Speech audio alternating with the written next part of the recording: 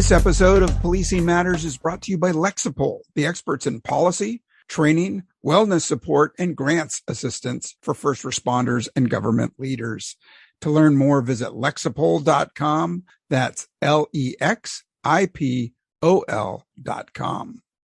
Hey, you're listening to Policing Matters on policeone.com. I'm your host, Jim Dudley. Hey, thanks for checking in. Be sure to check out our video and graphic versions of the show on the Police One YouTube channel. Hey, have you ever walked the beat or head into a coffee shop and then you hear something like, you see that police officer over there? If you don't behave, they will arrest you. Oh, I can't tell you how many times I've heard that over my career.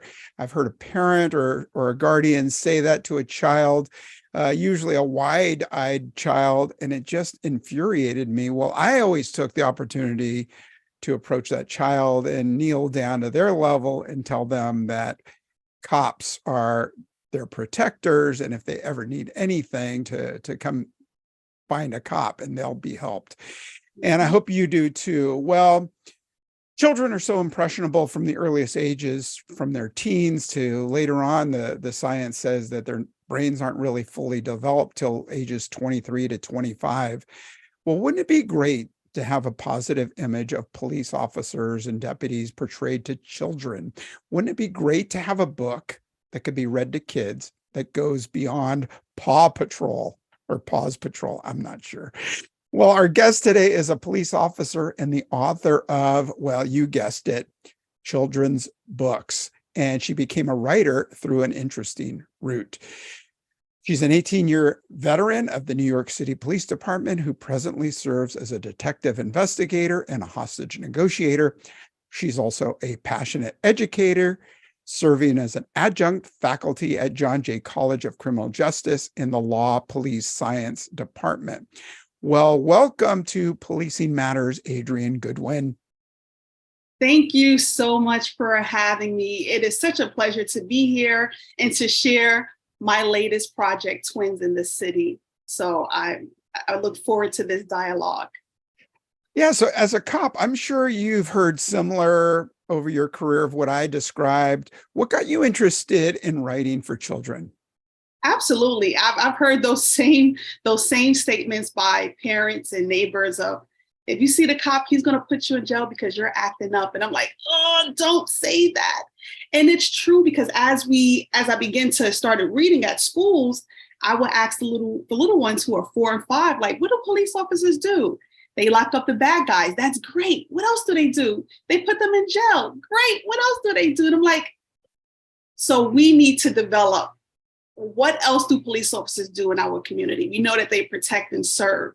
And this passion came about 5 years ago when I started teaching police and diversity at John Jay. I've been there for 7 years, but I started teaching this discipline about 5 years ago. And as we began to just talk about the different ethnicities and some of the myths and stereotypes and how it relates to police, I would get the students that say, you're the first police officer I ever met. You're the first woman that I've ever met. And when we start talking about Middle Eastern communities, they've never seen a police officer wear a hijab.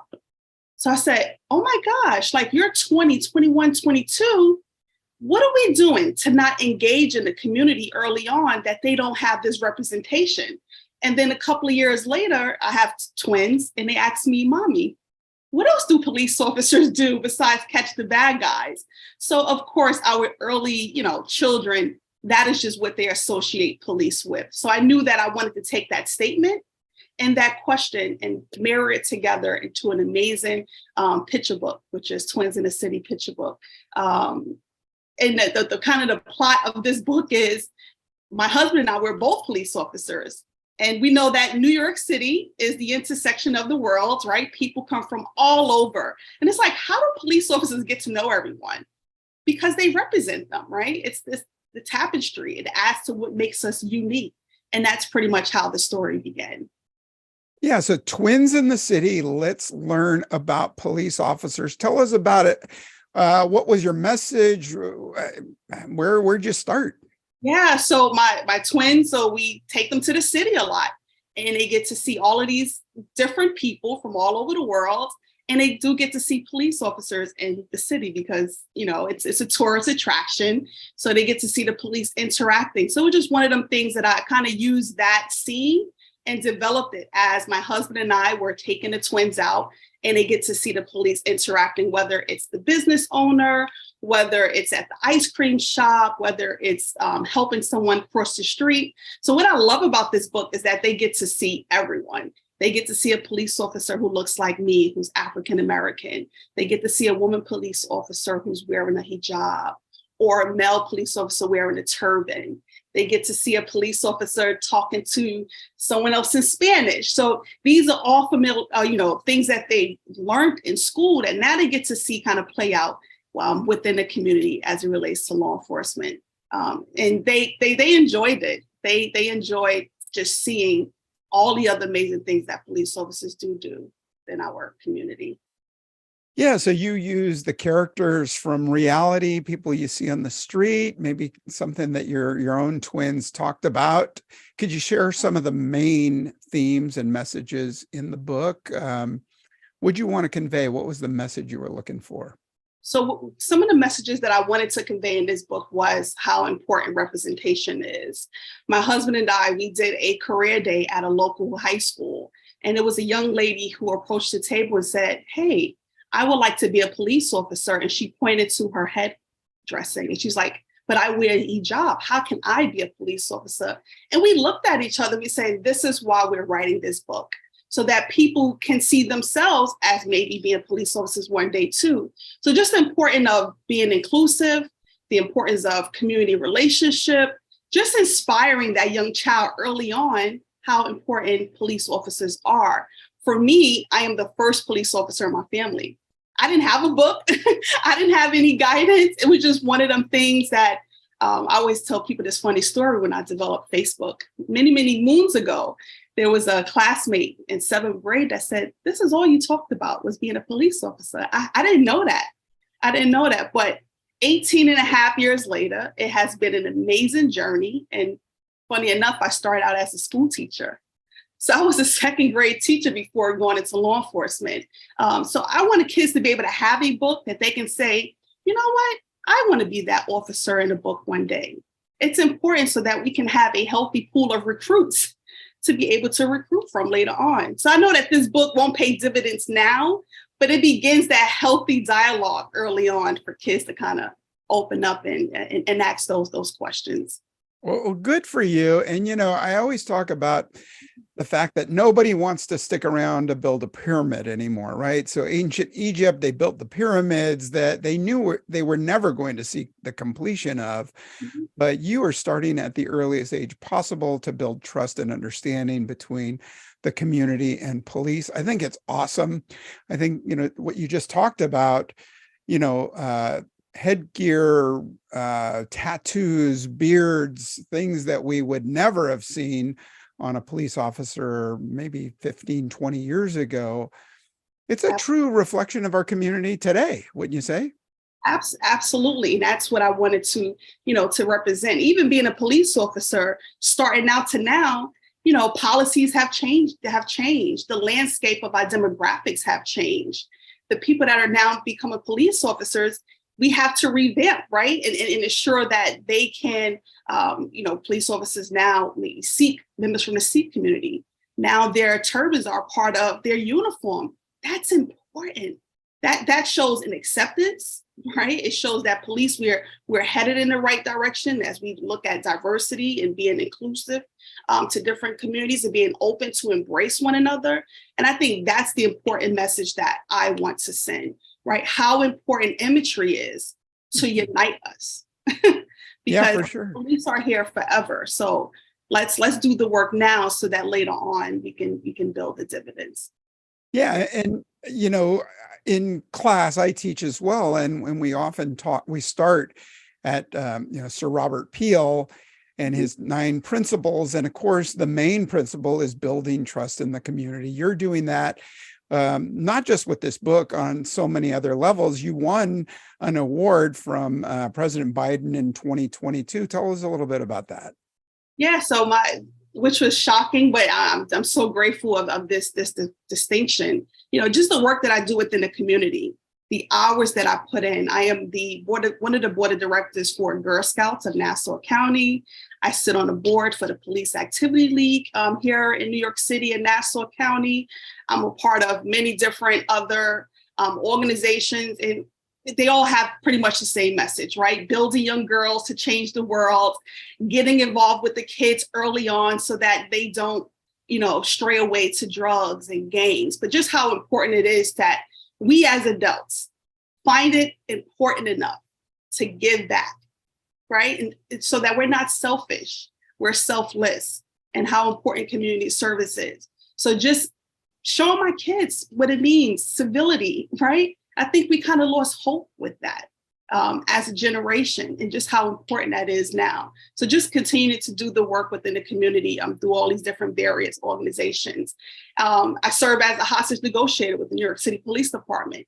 So understanding how important conflict resolution is, effective communication, right? So I definitely want to infuse that in this book, but also into talks within high schools and middle schools and colleges, how important that is that we develop those skill sets that are needed. Yeah. What a great inspiration of hope in a time where we really need it. I mean, there are some saying that, questioning, is this the end of policing in America? But it's great to hear a story like yours. And not only are you, impacting your immediate surrounding community, but the outreach with a book like this. I mean, there's so many support groups now for supporting police officers, their families, their wives, their children. This is a great step in that direction. And I want to talk a little bit more about your message of hope. But first, I'd like to take a moment and thank our sponsor. Lexipol empowers first responders and public servants to best meet the needs of their residents safely and responsibly.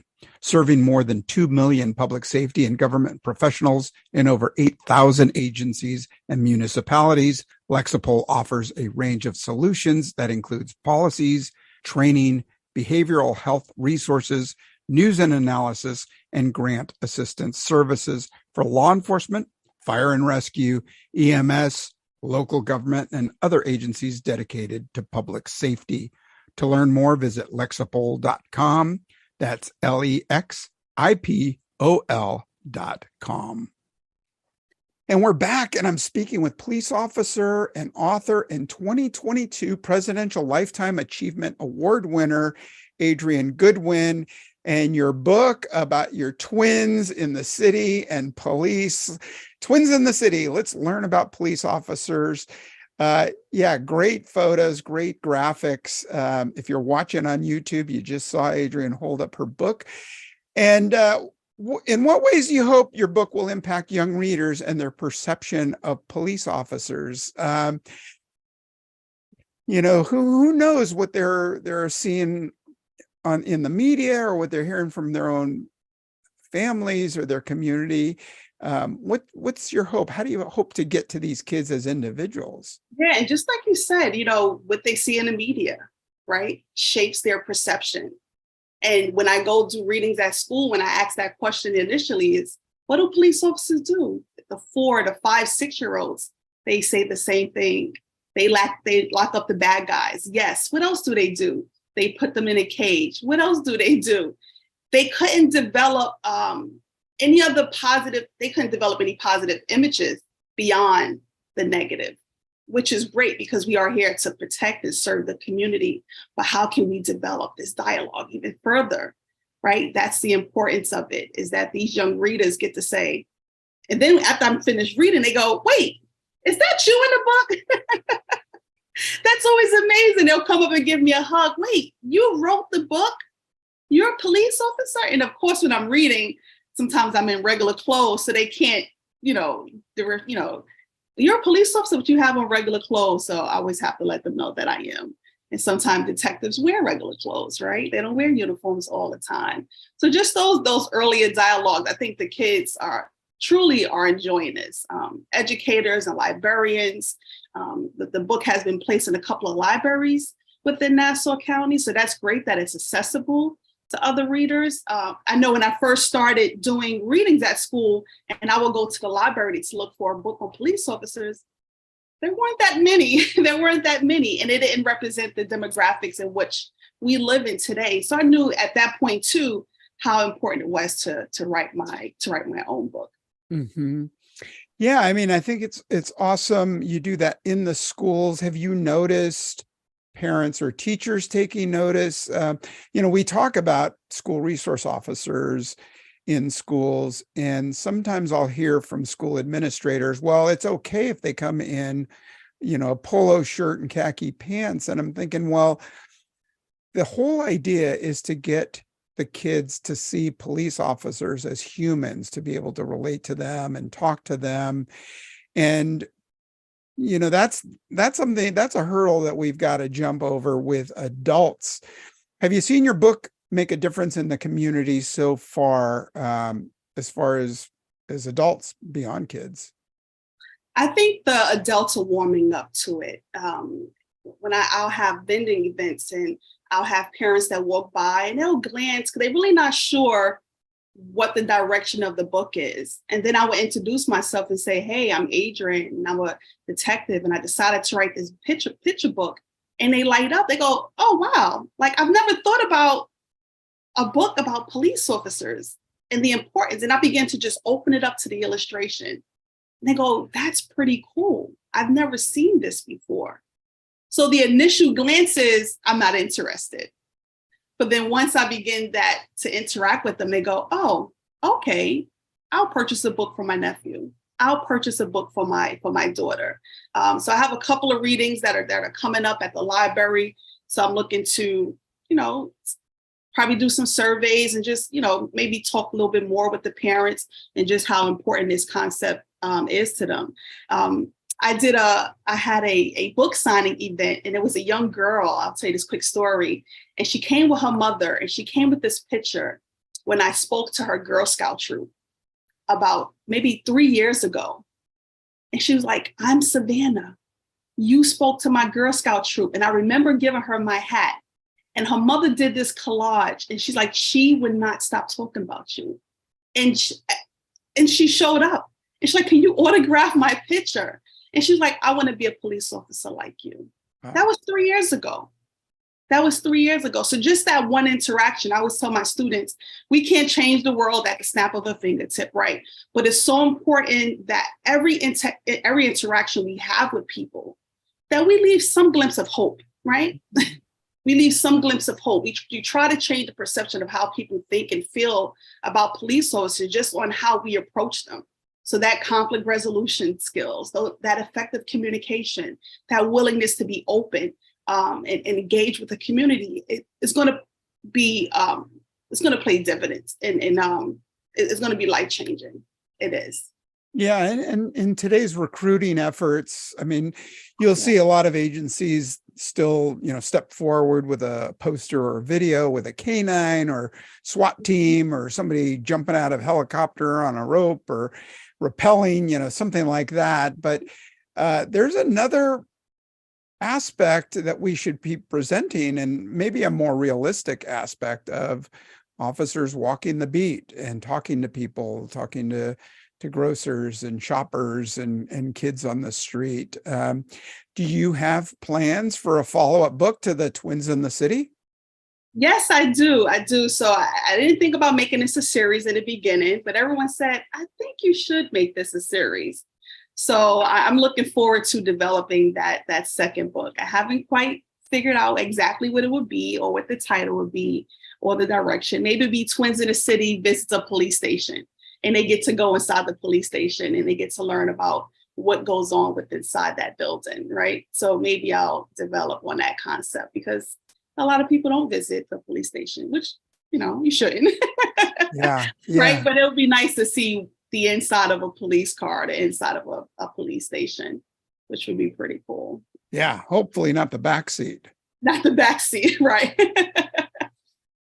Not the back seat. Well, yeah, there's so much there for you to build on and so many, great examples of what policing and law enforcement does that is often unseen, helping people and performing medical aid with people, because truly law enforcement is the first responder.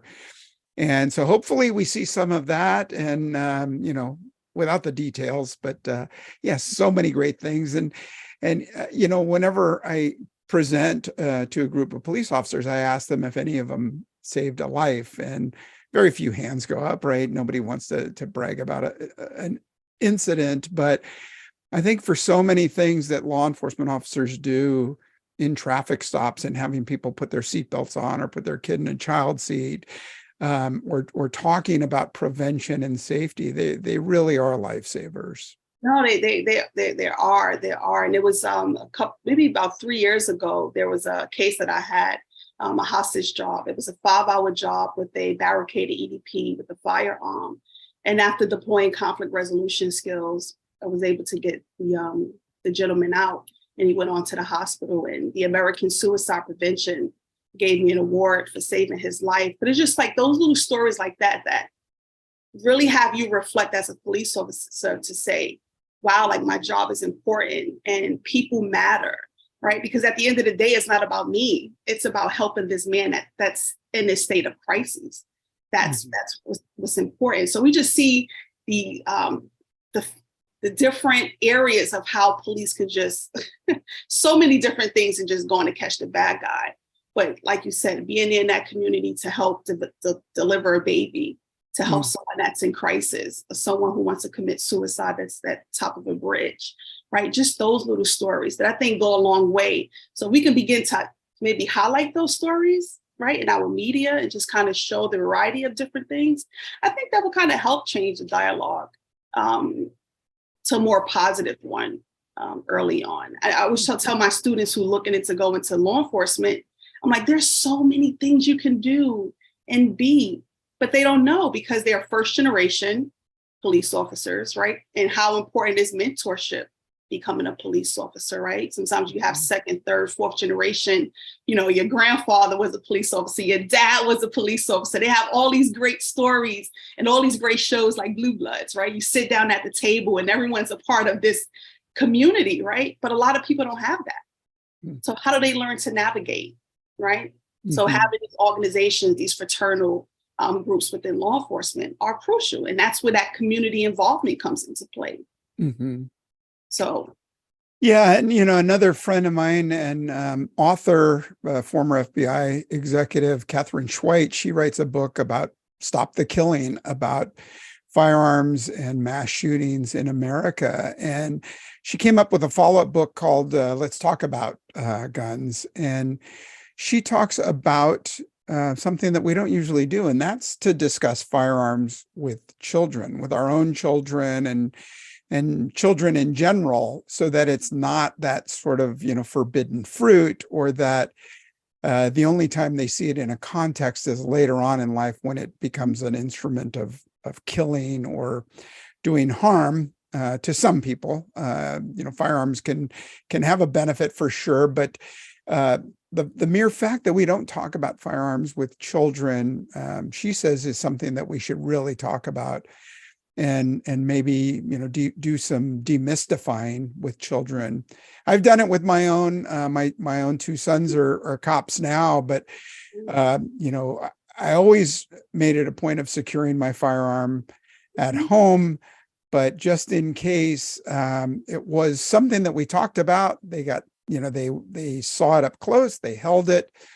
We did some firearm training down the road, but early on, I wanted them to know that it's a tool and an instrument, but it can be dangerous. So I think, I don't think we do enough of that with kids. Yeah, same here. My girls are 8, and my husband and I were both police officers. He's retired detective, military vet. So we introduced them to the firearms when they were like 6, just exploring like, what is it? What is it used for? And I think that's important, that education early on. Because I would go to work and I would have people from, different backgrounds where kids are using the tool, the firearm, at 4, 5 years old. They're being introduced early on. So, there's a lot to unpack when we talk about firearms. For sure. Hey, it's been great talking with you. I want to wrap up and say that we do have your two websites listed in our show notes, the www.twinsinthecitybook.com and your own www.adriangoodwin.com, ADRIANGOODWIN.com. And yeah, where can our listeners and our watchers find your book? Yeah, so you can find the book at on Amazon or at Barnes and Nobles. You can connect with me on the website and see all of the latest updates, book reviews, publication, press interviews.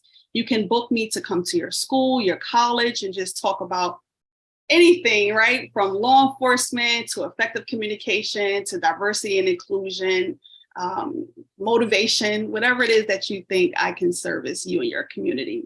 You can just head to one of those websites and you can book me. And I love to travel. So, hey, surprise me. That's awesome. Hey, Adrian Goodwin, police officer, author, and presidential awardee, well-deserving. You're doing so much for the community and law enforcement and bridging the gap and building the community trust. Thanks so much. Thank you so much for having me. Hey, to our listeners, hope you enjoyed the show. Check out Adrian Goodwin's book. Might be something you want to buy for your own child, and check out her story. She's got a really good one, and she's doing good work for the NYPD. All right, drop me a line. Let me know what you think. Let me know who you want to hear from and what you want to hear about. Drop me a line at policingmatters@policeone.com. That's policingmatters@policeone.com. And give us a rating. Drop us 5 stars on Apple Review. We appreciate it. All right, take good care. Hope to talk to you again real soon, and stay safe.